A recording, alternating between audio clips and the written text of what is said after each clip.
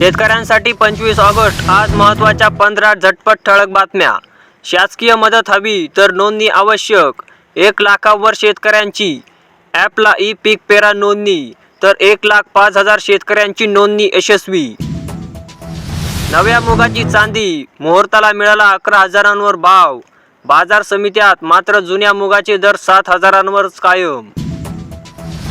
कापूस सोयाबीन अनुदानापासून शेतकरी वंचित, नावे यादीमध्ये समाविष्ट करा। शेतकरी धडकले तहसील कार्यालयात, मागण्यांचे दिले निवेदन। बहरलेले सोयाबीन आणि तूर पिकावर फिरवला रोटावेटर, शेतकऱ्यांची पोलिसात तक्रार। पिंपराळा शेत शिवारातील मोठी घटना।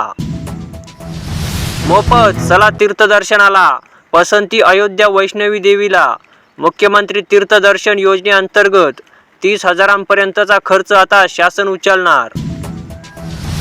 शेतकरी ही लाडका, जिल्ह्यात 3.45 लाख शेतकऱ्यांच्या खात्यात प्रत्येकी 2,000 रुपये जमा। नमोचा चौथा ई-KYC आधार लिंक केलेल्या शेतकऱ्यांनाच भेटला लाभ।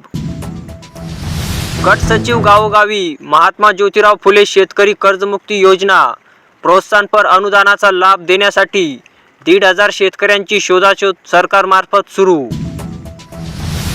अवकाळी पावसाचा 9,420 शेतकऱ्यांना बसला होता तडाखा। 10,39,00,000 निधींची तरतूद। सर्वाधिक बाधित क्षेत्र तुसरात, मोहाडी तालुक्यात बाधित अधिक। मराठा समाजासाठी मनोज जरांगे पाटील निवडणुकीच्या रिंगणात, तुम्हाला निवडून आणायचा आम्ही ठेका घेतला नाही। मनोज जरांगे पाटील यांनी सुनावले सरकारला खडे बोल। लाडकी बहीण योजनेमुळे आर्थिक उलाढाल वाढली, हॉटेलसह वाहन चालकांना सुखीचा दिवस, झेरॉक्स चालकांची ही झाली चांदी। सोयाबीनच्या भावाने शेतकऱ्यांमध्ये नाराजी, सध्या सोयाबीनला 3,600 रुपये प्रति क्विंटलचा दर। आधी पिवळ्या आणि आता हिरव्या मॅझकॉनने सोयाबीनला ग्रासले, फवारणी करूनही उपयोग होईना, शेतकऱ्यांचा पैसा जातोय वाया।